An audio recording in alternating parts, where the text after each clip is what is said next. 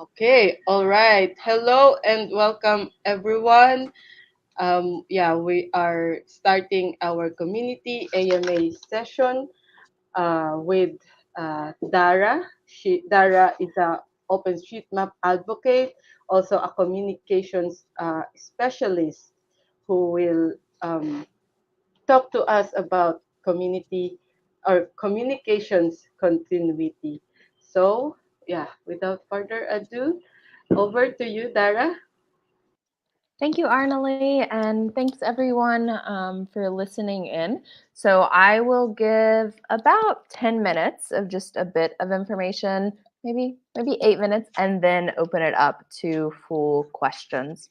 And I would say while I am presenting my screen, I won't be able to see you all. So feel free to put questions in the chat. I just can't see it right now. But I am happy to get back to those once I go through these slides. So to start off, I'm Dara Carney-Nedelman, and this is a bit about my background before we jump into the communications continuity. So in 2011, that's pretty much when my mapping journey began. I started mapping with the 4-H program in my home community in Tennessee in the US.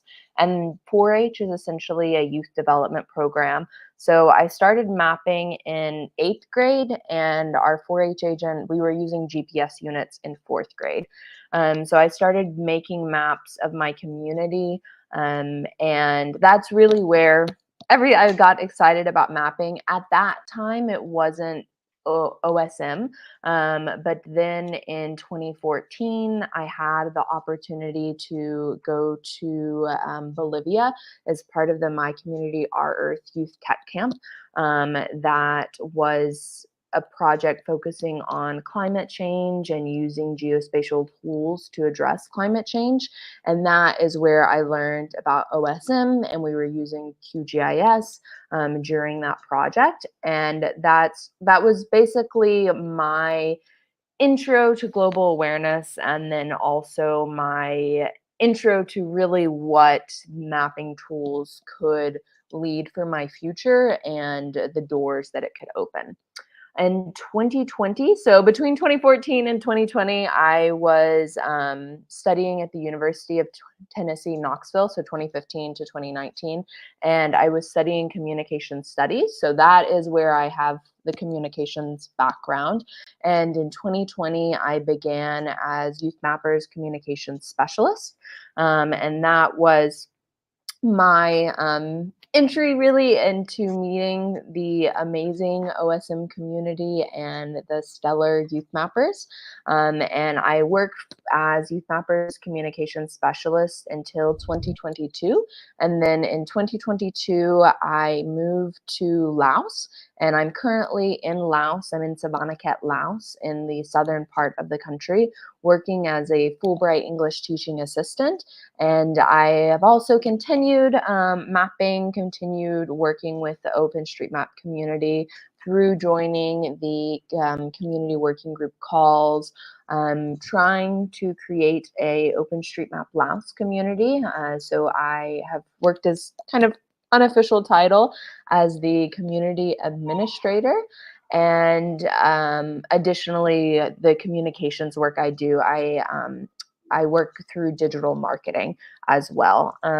So that's a little bit about my journey and where I am today.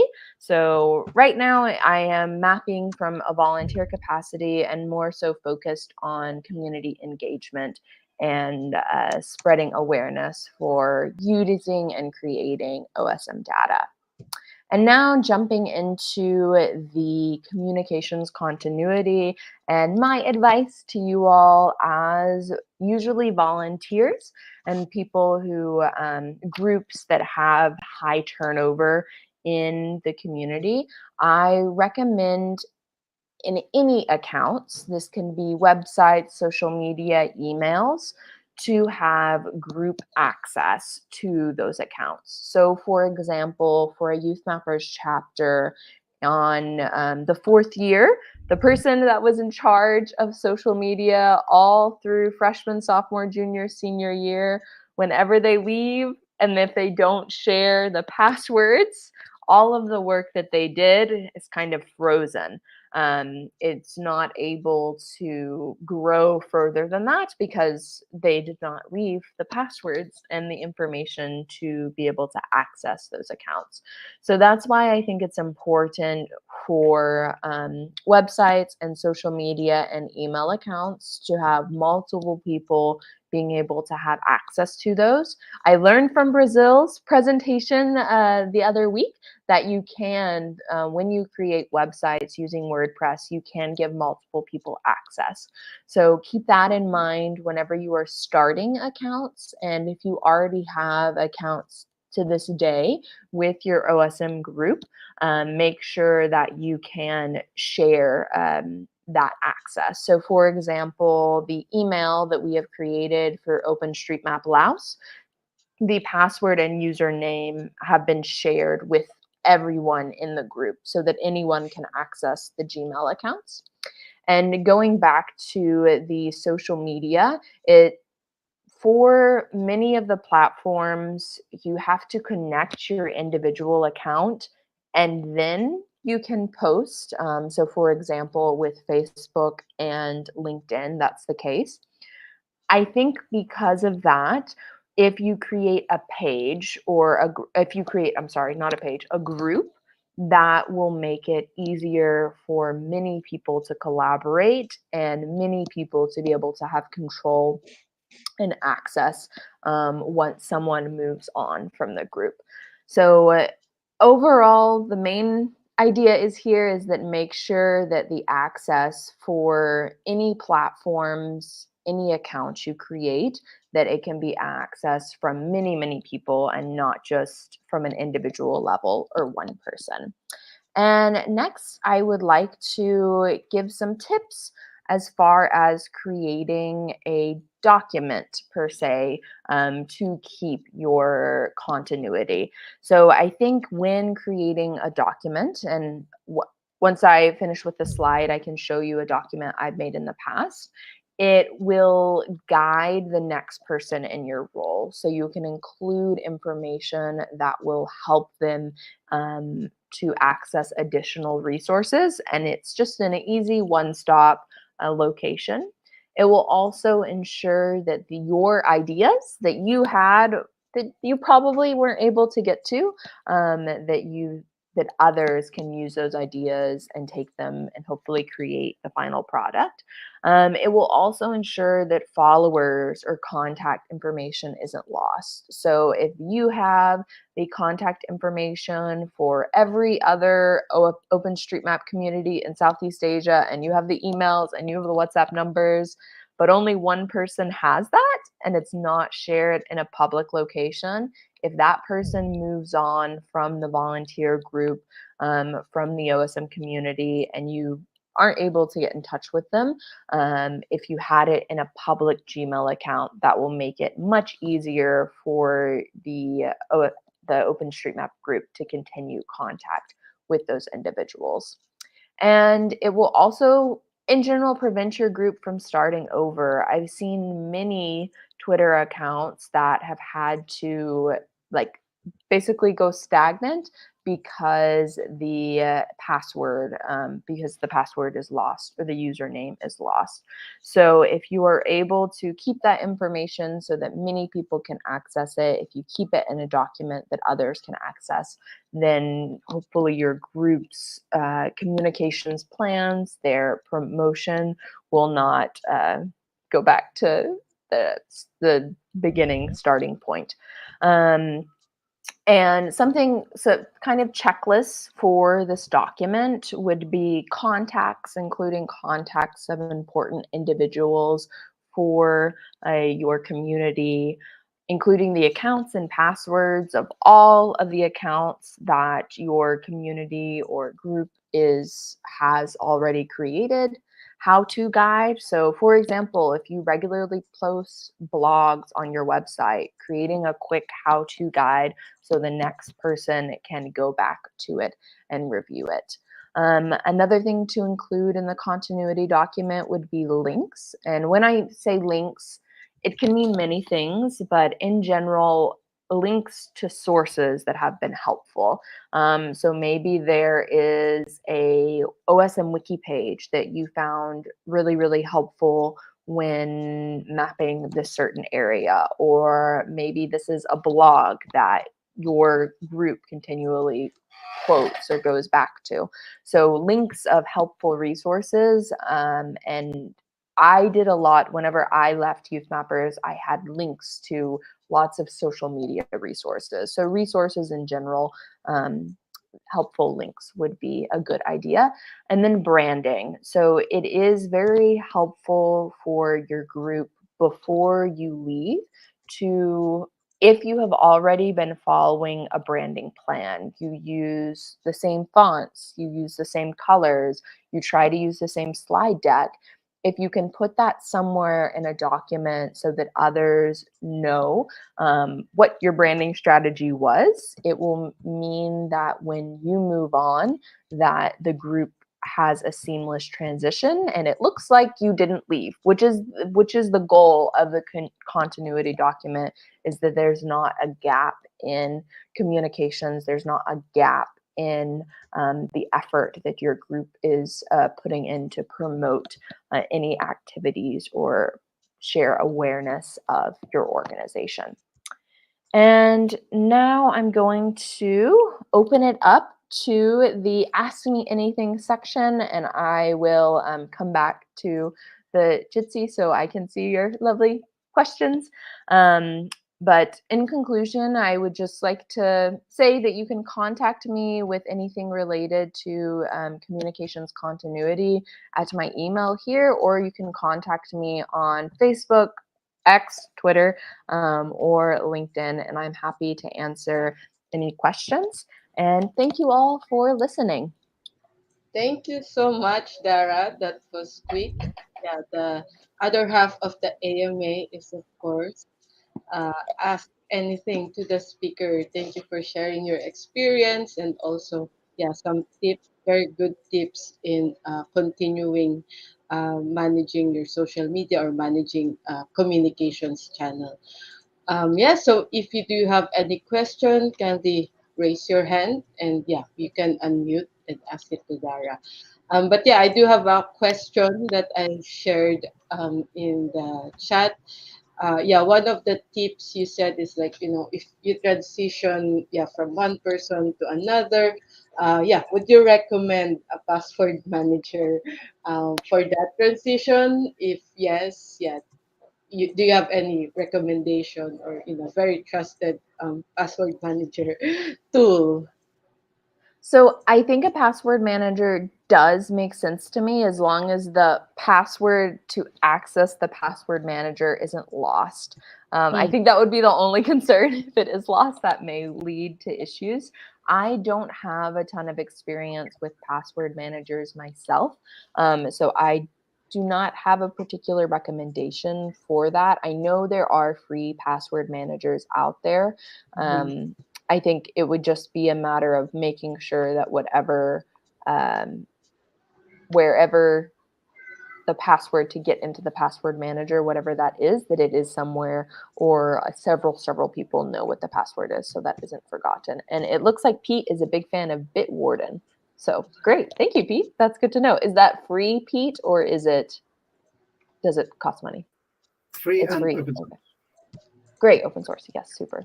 And that Oh, is one thing I forgot to mention in the presentation, that a lot of the open source platforms like OSM Wiki, you can join it through your OSM account. So we do have access to our OSM Laos wiki, even though we have no idea who originally started it. mm, So if you do use the open source platforms, passing on information, I think, is a lot easier in connecting just through your OSM account. And Nicole uses MacPass, and it's free, and KeyPass. And you download them to your computer and get it with a password and a file. Okay, so it looks like there's lots of options out there. I think it's just keep in mind that if you do have to download it to a computer, that's passed to someone in the group before you move on to your next role, before you stop the volunteering, before you graduate. Make sure that those passwords are passed on, that Yeah. the files are passed on. All right. Any questions to Dara?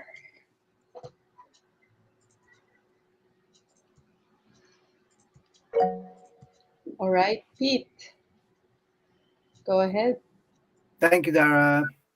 So I think these are all good tips about like the kind of almost the logistics of or the technical part of continuity.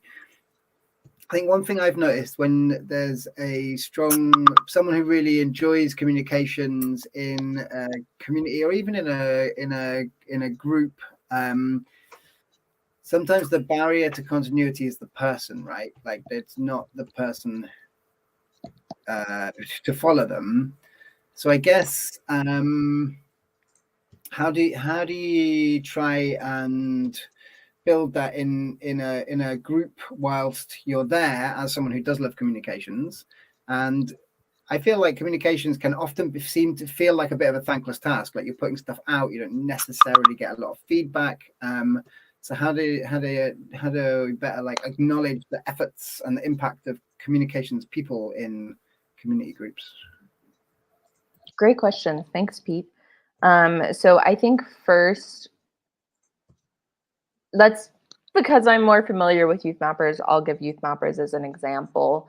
On if a student is the one person who's been super passionate about their chapter and their senior year, they know like, no one else has been following me and I'm going to graduate in a year. What's going to happen to the communication? So I think it's important for them to think of that at the beginning of the year, so they have a year to hopefully find someone that wants to learn, that has interest, or maybe two people if the one person doing it is too much of a task, to break down the task.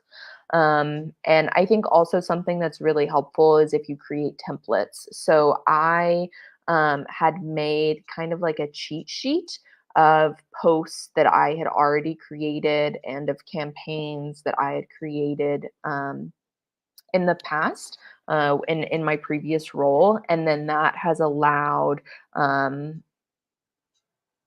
the next person to just copy and paste what was already written, or to copy and paste the ideas, so they don't have to start from scratch anymore.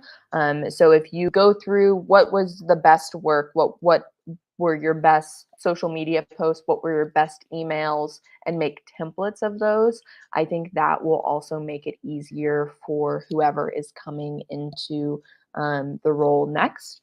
And also incorporating it. So I think you brought up a good question about recognizing individuals' efforts who do support comms. So I think in communities, in chapters, in groups, putting it as like a leadership role, putting it as an actual that they have a title and they're not just being assigned, or they're not just the one person volunteering, so that they can add that to their CV in the future. They do know that that's something that they can say, I'm proud that I worked on this, and it's something that they can add to their portfolio. So I think that could be one way. In if there is someone who is passionate enough about it and they want a title, I think that would be a way. And I'm trying to think of others. Nothing quite is coming to mind. Just like, I think recognizing whenever as a group, like individuals that are part of a community, just thanking that person if they do make a flyer, if they do make if they do video editing, if they make a website, if they do a blog, boosting them up with a Twitter post like shout out to this person that made this, or simply telling them that they did a good job. I think that can be really reassuring for that individual. Okay, I think there was one other. I know there's questions in the chat, but I also think Pete, first off, did that answer your question? It did. Thank you. Great. Okay. And Wonderful. now, Jeffrey, maybe? Arnalee, what do you think? Uh, is yeah, someone has raised their hand. Is it Joffrey? Yeah, go ahead, Joffrey, and then we'll go to the chats. But yeah, feel free to also raise your hand so we can hear you. All right, go ahead, Joffrey. Yeah, thank you, Anna, and thank you, Dara. So yeah, my question is just around yeah, OpenStreetMap Laos, and it's good like you are involved in the local community when you're based there. So I just want to know, yeah, like at what level is OpenStreetMap in Laos? How active is the community? Have they been around for long, or they're just starting? And yeah, maybe what have you seen or what have you learned from OpenStreetMap Laos in terms of growing an OSM community at a country level, that other communities can learn from? And maybe just one last one: is there like a Youth Mappers chapter in Laos, and how are they also getting involved in growing OpenStreetMap Laos? Thank you. Okay. Multi questions in one. Did you get that, Dara? I did. I took some notes. Okay, go ahead. Okay. Thank you. Thank you. So I would say for OSM Laos, I think there was some activity. So I arrived in Laos in September 2022, and I do think there was activity before I came, but I didn't find any activity once I arrived. So in February 2023. I had mentioned it to several people in my network in Laos, and we started having, we had like our first in person meeting with 3 GIS professionals, and then Nico was also there virtually with us. And we've been meeting regularly, trying to get the word out about OSM and using and creating OSM data. Now I think we have our WhatsApp. So we do have a community WhatsApp group, and we do anyone who adds tasks through the tasking through OSM and through the tasking manager gets a notification about the WhatsApp community. And we do have monthly meetings where we're kind of planning how to inform others. And I would say right now the barrier, or not a barrier, but something that we want to improve on is right now it's mostly foreigners who are a part of OSM Laos. And we're trying to include more locals in informing others about it. So right now what we're doing is we're creating a letter to send out to the NGOs and other organizations in Laos, informing them that OpenStreetMap Laos exists, informing them about OpenStreetMap. And then we hope to have more public events. We have led a few trainings related to OpenStreetMap. One of the other Fulbrighters has a small grant to do OpenStreetMap training, to do, it's technically related to GIS, but we've made sure that it's OSM. And so we worked with youth and did a couple of trainings in the capital city, and I hope to do trainings in Savannah Cat now where I am. Related to Youth Mappers, there's not an officially recognized Youth Mappers chapter in Laos yet, but we are working on it. There is support from the university that I'm teaching at, Savannah Cat University, and right now it's just spreading awareness and informing them about the opportunity for a Youth Mappers chapter. So does that answer your questions, Jeffrey? Yes, it does. Thank you so Okay. much.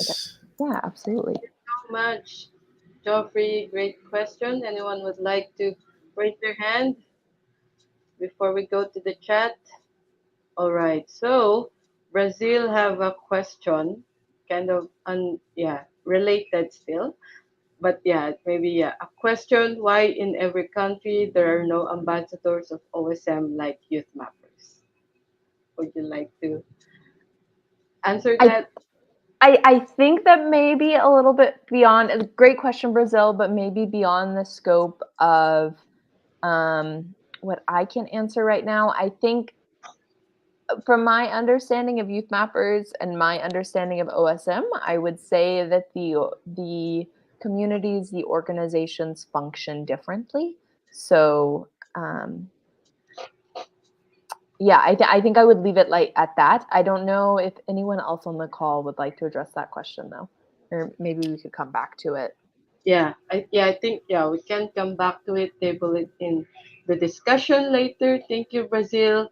Letwin has a request. Is it possible to have a look at your templates, Dara? Great question.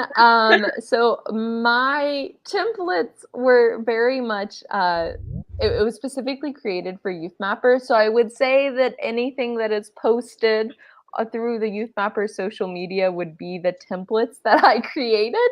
I think I would have to keep the documents that I created internal. But I would be happy to. I really depend a lot on Canva, and I think Canva has a lot of really good templates. And then there's like several other social media resources that can help you with captions. So if you want to reach out to me off of this call, I think I may be able to share specific resources. Awesome. Thank you, Dara. So let me get in touch with Dara. Uh, Nicole has is it a question? Yeah. Okay. So Nicole said in the chat, it's amazing that you got into mapping in the fourth grade. Did you go to a school that had some kind of geography program for very young people? Or was it a teacher that was very interested in mapping that kicked off your interest? Any tips based on your experience to get more very young people into mapping? Thank you, Nicole. So I would say it wasn't a teacher, it wasn't a geography program, it wasn't anything related to my school. It was actually an outside youth development program. So it's called 4-H in the U.S. And I think it was an extension agent who's basically the leader of the 4-H club in my county that was passionate about GIS tools and using GPS units. We literally started with geocaching. That's what I was doing in fourth grade was geocaching. And somehow they had their hands on Garmin GPS units. I think they had a grant from some way to get those units. And any tips based on my experience to get more young people into mapping? I think doing projects and activities that would interest young people. So whenever I was mapping in 8th grade, I was hiking and we were mapping the hiking trails. And then we did a river map and we went down the river. So it was already what I was mapping were the things that I was able to enjoy and I wanted to spread awareness for those things. So if you can have it more related to something that the students or the young people are interested in, like a project that interests them, and specifically making sure that the project, like also that it comes from their idea, that they are the ones excited about it. That may help. So I hope that answers your questions, Nicole. Okay. Thank you. Yeah. So we have 3 more minutes. Any more questions to Dara? We have 9 people watching via the live stream. Hello, guys. Wow, that's a lot of people on this call. There- there's, Hi, actually, everyone. there's actually some questions, but it's related to JOSM. They were asking about JOSM training. So I just Oh, replied to them via chat. So great. Thank you, all Arnold. right. Yeah. Any other questions from our audience here in Jitsi? Let me see in the YouTube chat. Okay, Joffrey raised his hands again. All right. Go Yeah, ahead. I'll take the opportunity again since there is no other hand. Yes, I think mine is the other one is just on the comms bit. Dara, you mentioned how important it is to make sure like passwords are shared and any accounts access are shared. But I think one thing is always like verification. Like you create like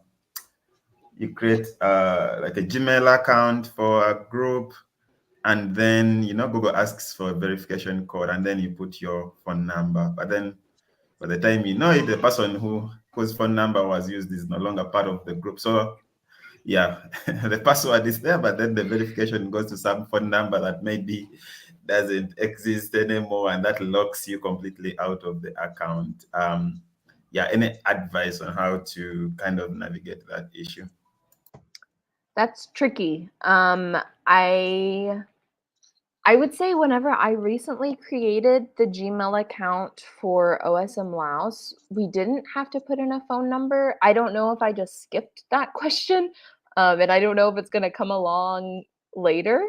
But if there's any way to skip the question of putting any kind of personal contact information, so a personal email or a personal phone number, if there's a way to skip it when you are creating that, I think that that would be best.